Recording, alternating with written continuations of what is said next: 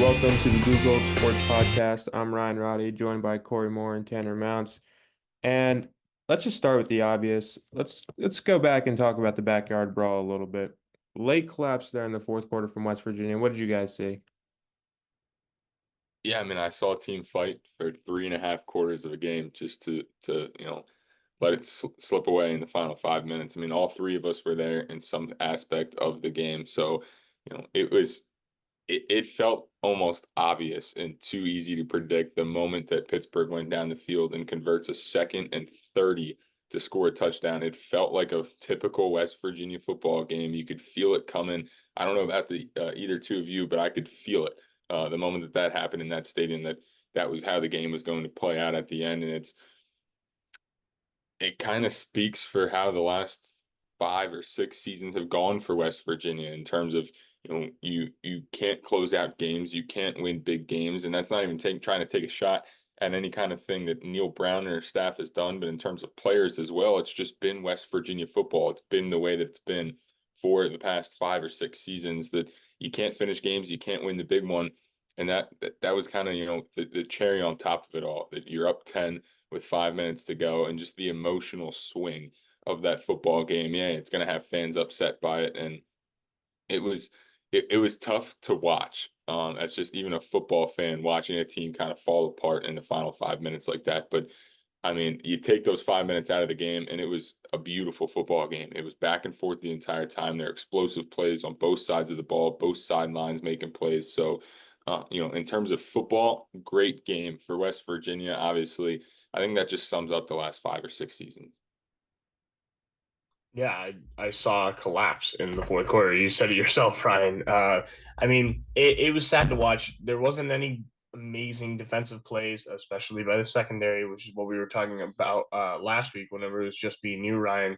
The secondary for West Virginia just kind of failed them the whole time. But the problems arose whenever the offense stopped being able to keep up. Whenever West Virginia went down and then wasn't able to get a touchdown there, with about 10 minutes left to go up by two scores, and they got a field goal instead.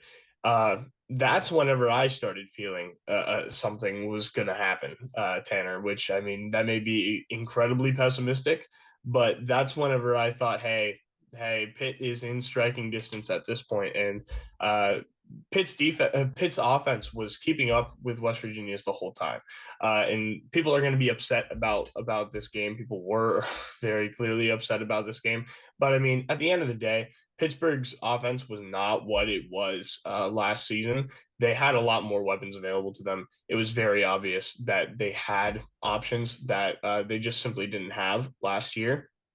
So, I mean, in terms of combating that, West Virginia had to have an effective defense, and it didn't all the way through. Not There were holes, there were things that were going wrong.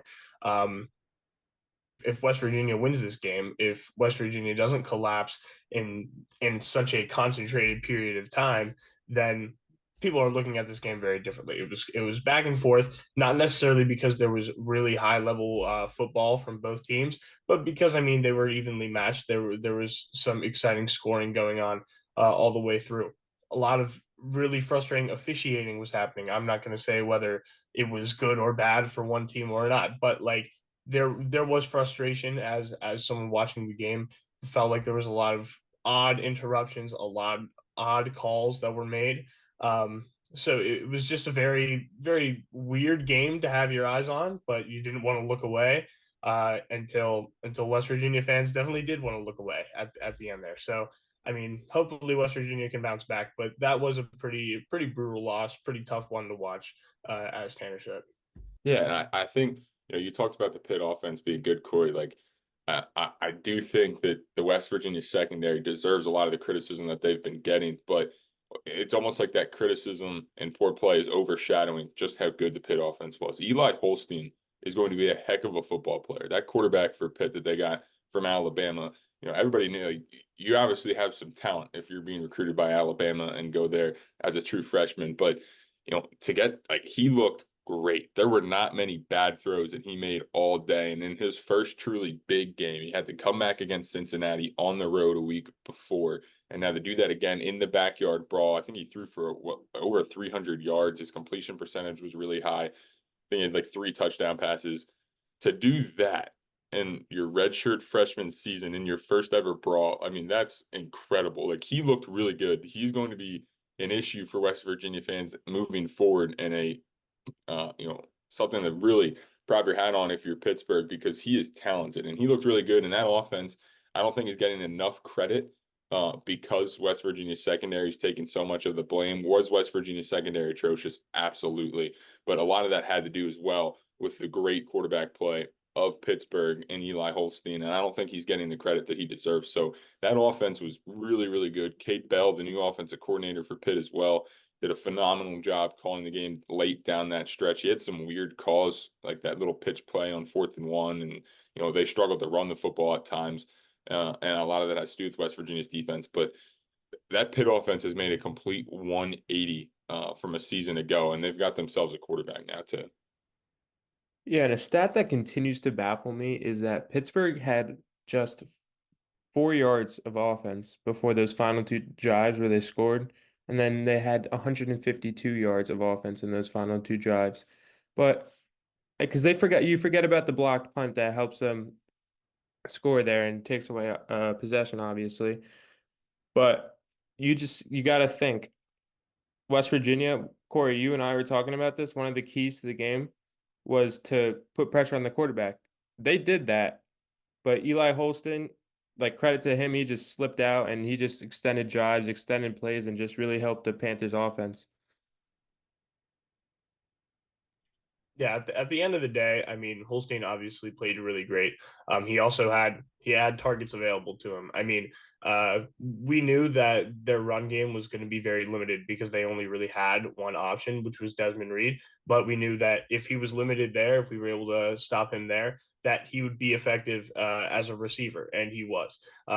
Against Kent State in Week 1, Pittsburgh only had like one main receiver, which was Kenny Johnson. Then he kind of went away against Cincinnati, and Mumfield and Reed kind of stepped up a little bit. In this game, they had everyone. Everyone played at a high level to make up for the fact that West Virginia was really stopping them with the run game, putting pressure on Holstein, obviously, but the receivers were there, and because they knew that Holstein was going to need as much help as possible, and so they took advantage of a little bit of slacking on the secondary.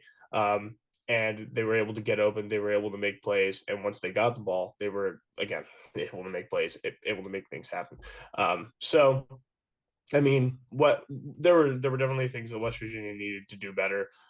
Again, I mean, if there's so little offensive production by Pittsburgh statistically throughout most of the game until the end there, I think it does speak a little bit more to West Virginia than it speaks to Pittsburgh. But yeah, Pitt's offense was a lot better than it was last year. Had a lot more available to them. I mean, not much more to say. I can definitely sing the praises of the Panthers all day. I think as upset as West Virginia fans are here, I think Pittsburgh fans are pretty proud of that victory. I think they're seeing that as a good win for them, whereas we're seeing this as a collapse on West Virginia's part. So I mean, it'll be interesting to see how Pittsburgh goes out through the rest of the season.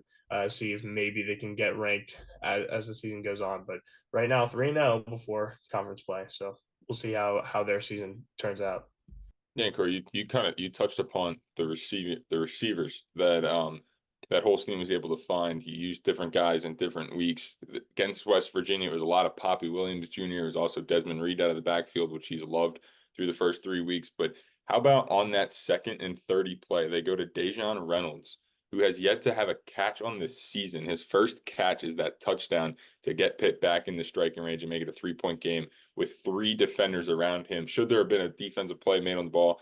Absolutely. It should have never gotten to him, but you still got to give your credit to the kid then for making the catch through the traffic. I mean, that was a phenomenal throw, a phenomenal catch. and West Virginia fans are obviously going to look at the secondary and, point their fingers at that. And some of that is necessary, but that still can't take away from the fact that the pass and catch was made, and by a guy that had yet to make a catch on the season. 0 receptions coming into that game, 0 receptions in the game up until that point. That was his first catch all year, and it was the biggest play of the game. That was phenomenal, and it just shows how Holstein trusts his guys. It doesn't matter who's out there. He trusts everybody that's on the field. It was a lot of Poppy Williams that you hadn't really seen too much of all season. Mumpfield did a great job every time Holstein got out of the pocket working with his quarterback. So that was really good. That tandem for Pittsburgh was really good. And like I said, Desmond Reed out of the backfield too. Like he was great. He's always going to be great. He caught 2 touchdown passes. He's a super explosive player. Even when West Virginia stopped him in the run game and couldn't get anything going, he was able to make things happen out of the backfield. So that Pitt offense was in sync the entire game. And I know, Ryan, you said 4 yards before going into those final 2 drives. And that's impressive. And West Virginia should be looking at that. Okay, like what changed? What went wrong? Was it the play calling? Was it a lot more conservative play calling, being up 10 and almost calling plays not to lose? Was it players just kind of giving up and the effort not being there? But you really have to look at those last 5 minutes and see what changed, because for the rest of that second half, that defense really stepped up, and that was exactly what fans wanted. And it started, like you said, Ryan, with the defensive line. They got pressure on Holstein the entire time. Even in those last 5 minutes, they got pressure. The only difference was they weren't able to bring him down. Holstein broke a lot of sacks, was able to get out of a lot of tackles. So, I mean, that was a really big factor in the game as well. And it is just a shame, because you play such good football for about 20 minutes, 25 minutes of the second half, and those final 5 or 10 minutes, West Virginia wasn't able to get off the field at all. And like you said, let up 150 yards in just a couple minutes. But you got to look at the positives and find anything you can out of there, because the truth is you did hold the team to 4 yards for 25 minutes of a football half. And that's impressive. So things obviously went right. There's things that you can find from that film room to take moving forward. And then hopefully the coaching staff's able to look at those last 5 minutes, find out what it was, whether it was the play calling, whether it was the players, whether it was a mixture of both, and get corrections on that. But yeah, a lot of good that the defense can hang its hat on moving forward despite the collapse. Yeah, and one thing that you brought up, and sorry to kind of flip the tables on you here, Ryan, but you can kind of answer this too. I mean, you talked about how Holstein had he seemed to trust his guys, trust his receiving options. Do you think that that's something Garrett Green does? Because I mean, I'm sure in the locker room, I'm sure he trusts his guys, but you only have 2 players in that game that caught more than 3 receptions. You got a lot of guys who had one catch in the game, so he's using different options. I'm not saying that he's not, but I mean, it definitely looks different in West Virginia's box score than it does for Pittsburgh. So I mean, does there need to be a little bit more versatility in terms of going to a guy? If Jaden Bray has one catch for 44 yards, does Jaden Bray need to be somebody who we're looking at more? If I'm Garrett Green, does Garrett Green need to look at different coverages and see what's happening in a way like Holstein did, or do you think the way he found his guys was effective in this game? Yeah, and I was actually going to bring that up. Jaden Bray, he's got 1 catch in this game for 44 yards. You go back to the U-Albany game, he's got 1 catch for 44 yards. And if you look at West Virginia's stats this season, he's the 3rd leading receiver with 2 catches for 88 yards. And it's no question that Garrett Green's been spreading the ball out. I mean, the top receiver this season is Cole Taylor. He's got 115 yards. It's just like, who do you want to see more of? I want to see more of Jaden Bray personally. I mean, just look at the 2 catches he's made. And I also want to see more of Justin Robinson. I know that everybody remembers that catch he made against Pitt, but it's not to be taken away that Hudson Clement. I think people like that touchdown that got taken away from Hudson Clement because of the holding call. People are still really very upset about that, but he's been looking into like the same like 5 guys, but he's got a lot of receivers. Tanner, I don't know if it was you that asked the question to Chad Scott earlier this week about is it a depth problem? Is it because you have too much depth? Like, I mean, I know that's not really a thing, like having too much depth, but it's just a lot of guys that Garrett Green can get the ball out to, and it's just not all coming together. The guys aren't being like, they're not getting enough. You know what I mean? If that makes sense. Yeah, I get completely what you're saying, Ryan. There is a lot of depth. So where do you spread the ball to? That is kind of the issue for Garrett Green and Chad Scott and Neil Brown and the guys running the offense. And they all do similar things very well, which makes it difficult as well. I know they talked about Jaden Bray getting more playing time because he does a little bit of everything well. He blocks on the edge very well, which was an issue late in the game. Neil Brown said they could have won the game on the first down play in just over 2 minutes. They had an easy first down. Somebody missed the block on the outside. He's not obviously going to throw names under the bus, but somebody missed the block on the outside that prevented a first down that could have probably sealed the game for West Virginia on that drive.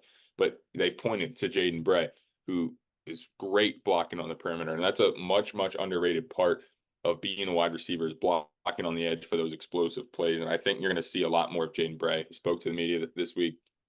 And the coaches were praising him this week, so I expect to see him more. Justin Robinson, obviously, great catch there. That'll definitely improve your playing time as well. Preston Fox with a bit of an injury too that Neil Brown wouldn't talk about too much. They're taking their time with him. He's still up in the air to even play this Saturday. They think he will, but he could be limited. So that could be an opportunity for a player then to step up in that place. But your question, Korey, that you asked was about trusting the wide receivers. And I don't think Garrett has an issue trusting any of the wide receivers. I think it's Garrett trusting in himself. You just don't see him throwing the ball at all. Like he's not throwing the ball. And that was the question I asked Chad Scott this week is what is holding Garrett Green back from being what we saw a season ago? Because this is not the Garrett Green that West Virginia fans saw for the last 6 or 7 games of the season last year. He is a lot more timid. You're not seeing his legs at all. He's not confident throwing the football down the field. That was the first shot really all season, the Hudson Clement, I know it's called back, that he really took down the field with an open receiver. He missed the guy on 1st and 10 in the final drive where West Virginia stalled out in the final seconds that could have gotten the midfield. He had Hudson Clement open, just missed that one. I don't think Garrett Green is trusting in himself and in his arm. And I think a lot of it has to do is the defense is daring Garrett Green to throw the football, almost insulting him, saying you can't throw the football. And I don't know if he's in his head. Chad Scott said, he's got to just not flinch, not think, go play. And he tells the whole offense that, but specifically Garrett Green, because when he's confident, when he's not thinking, when he's just being himself, that's when you see the really good Garrett Green. And we haven't seen that this season at all. Since Penn State, since those fumbles, he hasn't really been able to get anything going. Even against the U Albany, he had the big one run, but everything else is a lot more just on the ground in the run game and the explosive plays and marching down the field stemming from that rather than Garrett Green making plays down the field. And I know he knows that he probably has to play better and he's going to have another challenge this week with Kansas, but I think it's more of an issue of Garrett Green not trusting himself. He's got the wide receivers around him. Does a wide receiver need to step up and be a clear number one? Absolutely. I mean, that is a big issue for West Virginia. There is nobody. There is no security blanket. There is nobody on this team that separates themselves and is like, that is the guy. That is the guy that defenses have to focus on. You have Kobe Bryant, one of the best corners in all of college football, coming to Morgantown. Who's he going to cover? Like, you don't have a guy that he's going to follow around, who he's going to be, who the defense is going to focus on, that you can build up plays around because they're all so balanced. And while that sounds like a good problem to have, when you get to their 3rd and 4, 3rd and 5s, where you got to throw the ball, you want that guy. And it seems like they want Traylon Ray to be that guy. They went to him a lot on 3rd downs, but is he? Like somebody's got to step up and really separate themselves, and I haven't seen it yet. So Garrett Green got to get more confident in himself, and some wide receiver has to step up and be the clear number one for West Virginia. Yeah, and I think exactly to that point of you talking about Garrett Green. I mean, I think that's shown on the final 2 drives. Well, he had to take shots. It just wasn't clicking. You know what I mean? Like all offseason, the coaches emphasized, let Garrett be Garrett, let him play free, and I haven't seen it yet. We haven't seen it yet. Hopefully, we start to see it here as Big 12 play starts. But just for a second, I want to go back to what you said a couple of minutes ago, Tanner, about that 2nd and 30. So Jordan Leslie was kind of giving his thoughts on that play, and he said that he wanted to take Desmond Reed. He wanted to make sure Desmond Reed didn't beat West Virginia. Now, West Virginia stopped Desmond Reed in the running game, obviously, but he did hurt him in the passing game. But it's 2nd and 30. It's not like Dejon Reynolds was wide open in the back of the end zone. He had 3 guys on him, defensive pass interference, and he still made the catch. So honestly, credit to him, but I just think that Leslie wanted to take Desmond Reed out of a 2nd and 30 was just something that was mind-boggling to me. So Yeah, you're gonna get me in trouble here, Ryan, going on a rant here. But yeah, I mean, like, why? Why? Yeah, I mean, it is 2nd and 30. The running back out of the backfield, and I know Desmond Reed is one of the most explosive guys in all of college football. And if there's anybody that's going to take a little 5-yard pass and take it in for a 40-yard touchdown, it's going to be Desmond Reed. But why not take your chance with that? Rally to the football. You have 2nd and 30. Even if he makes a 20-yard gain, he makes a couple guys miss, gets into the secondary, you tackle him for a 20-yard gain. It's now 3rd and 10, and it's still a 3rd and long. You have a chance to get a stop and get off the field or force a field goal to then where the worst that happens is overtime, barring they go for two. Why would you not just give up the running back? And I haven't gone back and watched that play because he says that, but there were 3 guys around the football yeah. back deep. So clearly, maybe the linebackers and things, they were focusing on the running back, but they should have had that guy, Reynolds, taken away as well. There were 3 guys around him. Someone has to make a play on the ball. That could easily be a pick, game over right there. But even still, to come out and say that the call was to take away the running back out of the backfield. I'm no defensive coordinator, and I know he backed it up with saying, we watched on film the previous 2 weeks that was really explosive and a play against that in Cincinnati, and we hadn't seen Holstein on film throw the ball downfield. That's great. That was filmed from the first 2 weeks. How about the football game that is right in front of you that has been taking place for over 3.5 quarters, where Holstein has been lighting you up down the field, and you've taken away everything that Desmond Reed has really been able to do. He hasn't been able to hurt you with his legs. He hasn't been effective and explosive as he's been in the previous 2 games, and Holstein's been beating you deep. How about instead of focusing on the first 2 weeks, when you get late in the fourth quarter, you focus on the football game that you've been playing in? Like that's the best tape that you have right there is the game that you are currently playing. And Yeah, he I to base agree it with off the that first two totally. weeks. It's Yeah. crazy to base it off the first 2 weeks and not the game that's in front of you. I know he says that they were trying to take away the running back and the wide receiver was still taken away, so that still shouldn't have been given up. But even like if that was the play call, like that's ridiculous. Yeah, that's a great line from you. Is the best tape is the game in front of you. Because I mean that is crazy to me to think, oh, we didn't think that Holstein would be able to throw long balls down the field. It's like why wouldn't you think that? He's been doing it all game. So like I don't understand what his call was there either. I do understand that like you said, Desmond Reed can catch a ball for 5 yards and then he can go. He can also kind of beat his defenders and then become a receiving option long if he wanted to do that. But to specifically want to take him away from the backfield and make sure, and again, 2nd and 30. That's like there are very few situations where unless West Virginia's defense just completely failed to recognize the play and try to adapt to it after Reed was given the ball.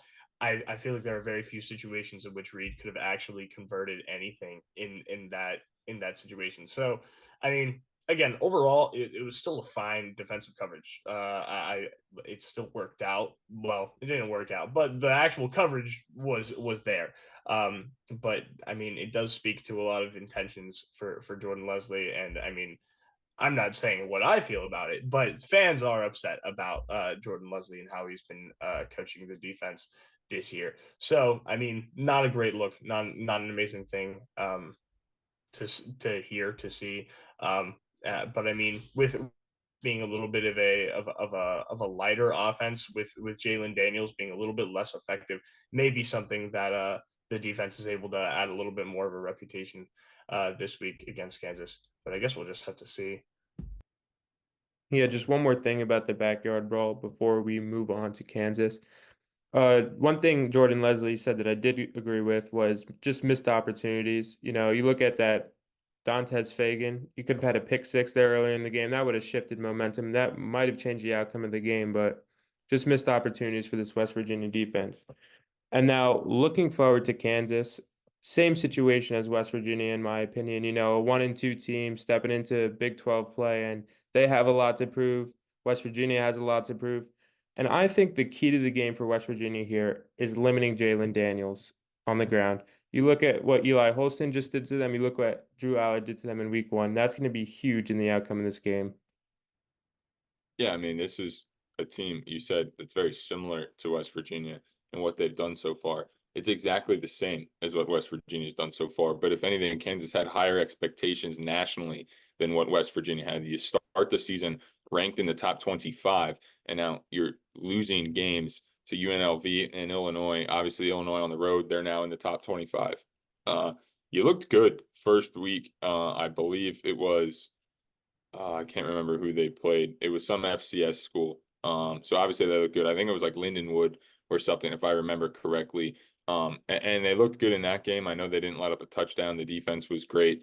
But then from there, I mean, it's been a big struggle for Kansas, specifically on the offensive end. And Jayden Daniels has not looked good. 6 interceptions on the season. So the opportunities are going to be there for the secondary to make a play and to have an explosive play and finally get one out of the air and force an interception. It's been there all season. His completion percentage last game against UNLV was about 50%, only averaged 6.4 yards per throw. So he has not been passing the football like he has before. And I know he's coming back from an injury, and maybe that has something to do with it. Even rushing the ball. Last week was the first time that we've seen him be somewhat effective. He had no carries the first game, 10 carries against Illinois, only for 35 yards, and then 11 carries for 65 yards, but 2 touchdowns against UNLV. His legs were the offense in that one.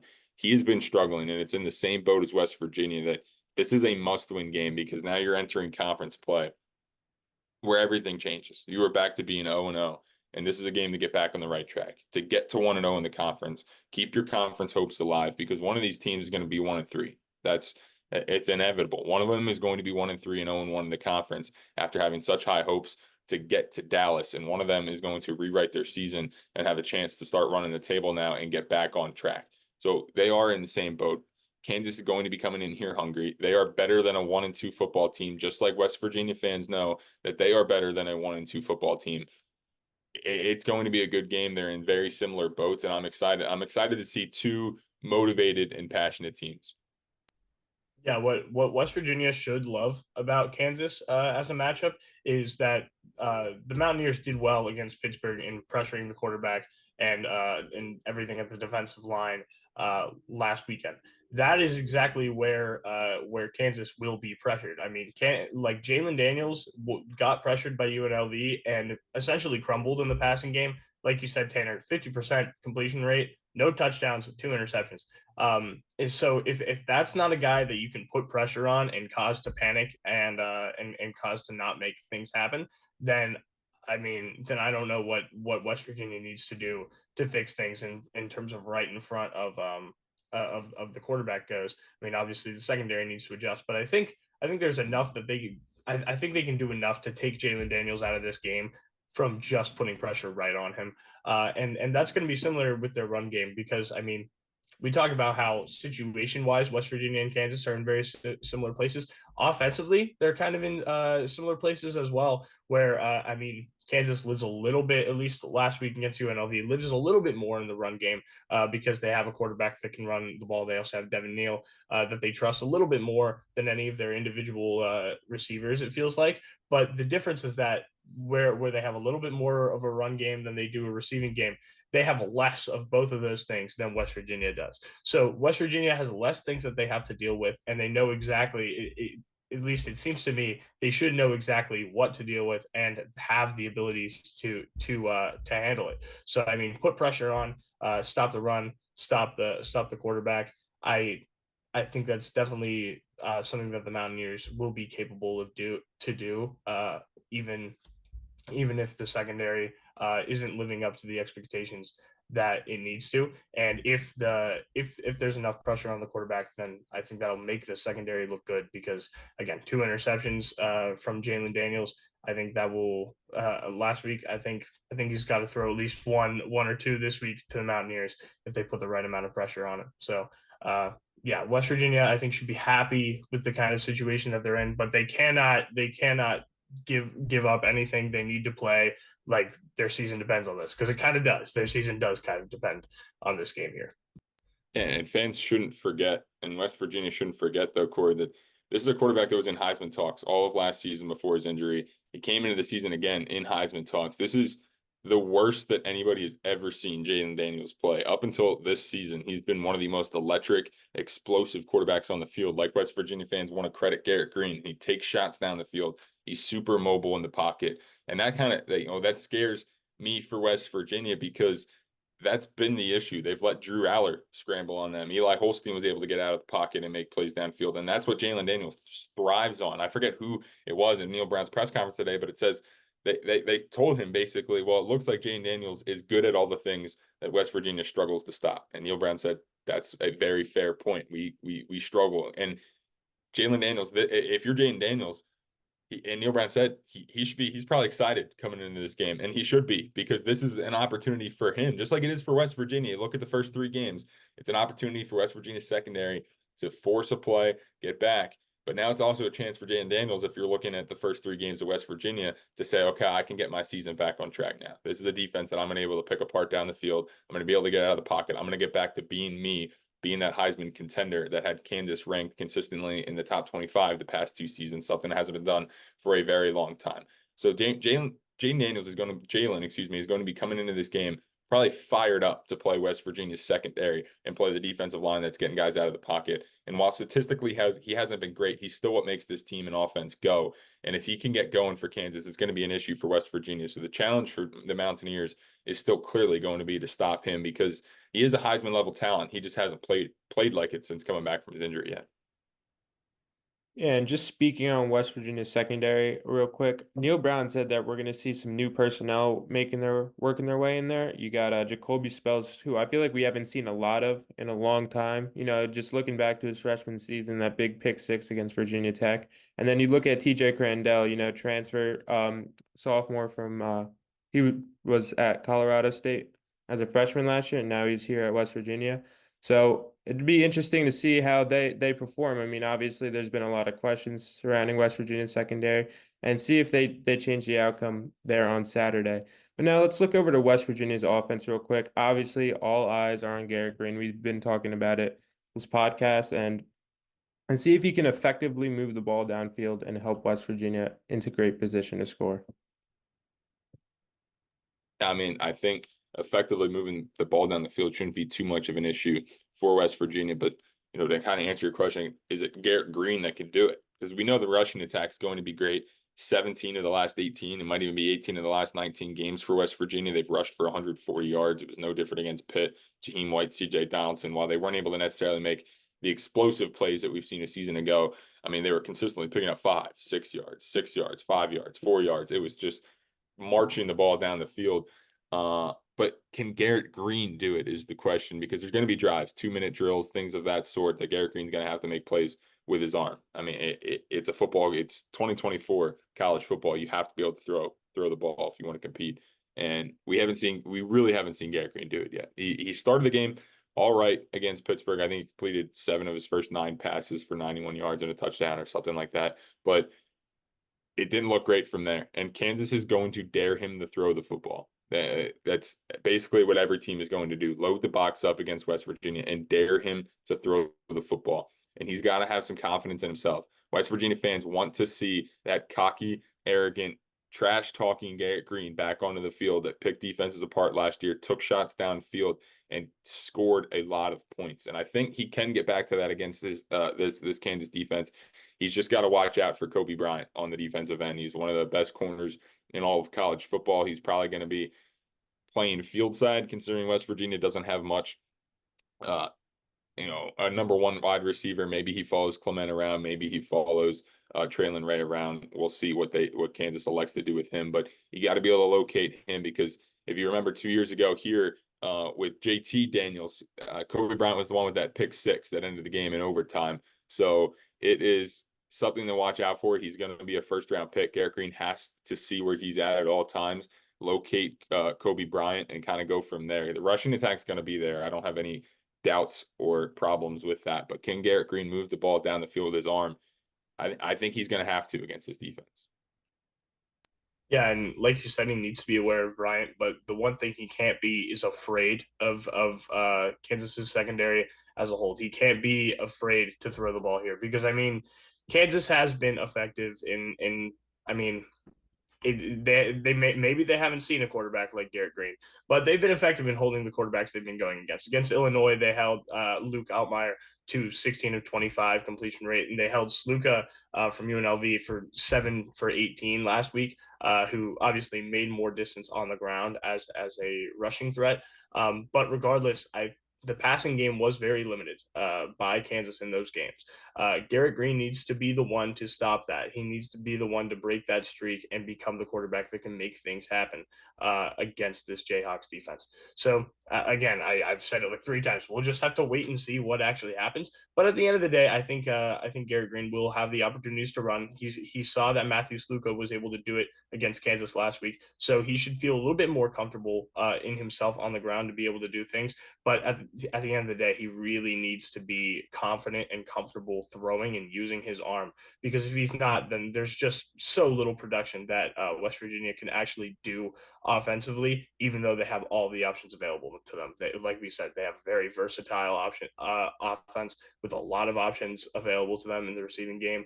So it would be a shame if he continues to not use any of them just because he's scared of Kansas's defense here. So, I mean, be aware, know where guys are at all times. You know where the core of their defense is. But at the end of the day, it really comes down to confidence that's going to be key in this matchup. Like we've said, both teams are going to be coming in hungry on Saturday, and one team is going to leave defeated. For Ryan, Roddy, Korey Moore, Tanner Mountz, thanks for joining us today.